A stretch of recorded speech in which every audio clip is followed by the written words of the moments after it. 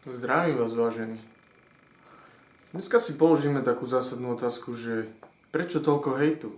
Prečo toľko nenávisti? Prečo pohrdám tými youtubermi? Prečo nazývam ich tvorbu sračkou? Pretože si zaprvé musíme uvedomiť, že ak som to správne pochopil, tak peniaze sa vyplácajú každý mesiac. To znamená, že jeho už prvého nasledujúceho mesiaca nezaujíma, koľko videní má dané video potom. Jeho zaujíma, koľko videní bude mať do konca mesiaca. Pretože to robia pre peniaze. Ináč by mohli svoje videá kľudne aj po mesiaci vymazať. A keď im vymažú celý kanál, kým potom budú? Potom budú plakať jak henta za Instagramom. Za monetizáciu. Takže každý má rovnakú možnosť, každý si môže privyrobiť na tom YouTube. Však to je v poriadku. Ale keď to niekto robí cielene a ty to nevidíš, že to robí cielene, tak ako zneužívajú napríklad Miša. Pretože tie videá nevymýšľa on, to není Mišova tvorba, to je tvorba jeho brata, ktorý sa na ňom priživuje a priživuje sa vlastne na ňom celá rodina. Toto si myslím, že je to nesprávne, nemorálne. Keď schválne udelujem alebo dávam nejaké sexuálne narážky, že Johnny Valda, však keď si vezme Romana Dragulu a jeho Yo Show, to Johnny Valda môže ísť do piči. Johnny Valda není humorný, není vtipný. Nemá také hlášky. Buď nech si to lepšie pripraví, alebo ako, vieš. Ale nevymažeme týchto ľudí. Nevymažeme ich z YouTube. To je preto ja pohrdám týmito ľuďmi. Pretože to robia účelovo. Myslíš, že im na tebe záleží? Alebo im viac záleží na peniazoch, ktoré z toho majú? A teraz mi nezabudni povedať tú kokotinu, že závidím. V dnešnej dobe mi to príde celé voľaké obrátené. Inteligentní ľudia sú za kokotov a dementi tí vole sú vynášaní do vesmíru, pretože je s nimi najväčšia sranda.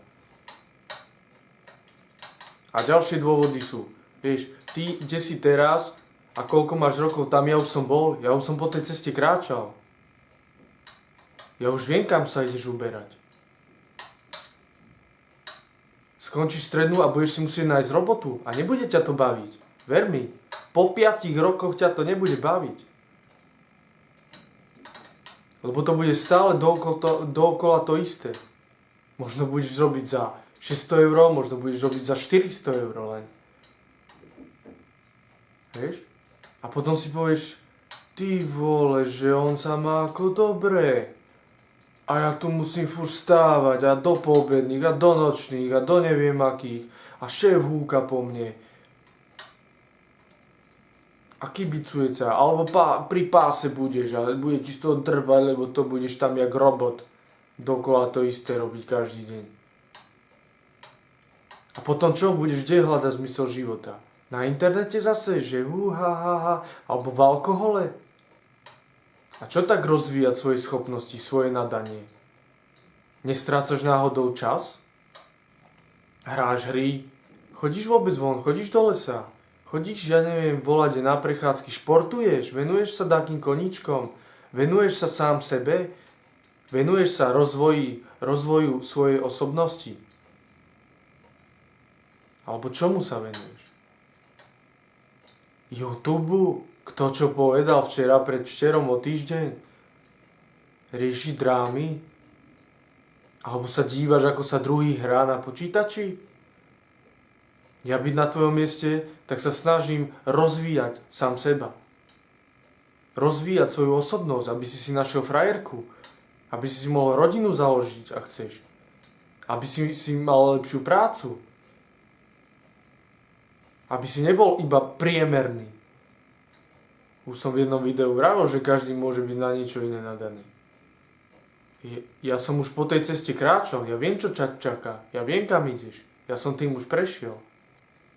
A ak nie si ozaj nejaká múmia, nejaký zombie, že proste mŕtvá ryba, ktorá pláva s prúdom, tak ver mi, že nebude ťa baviť taký život. Budeš chcieť od neho viac. Však chceš byť šťastný. Si teraz šťastný?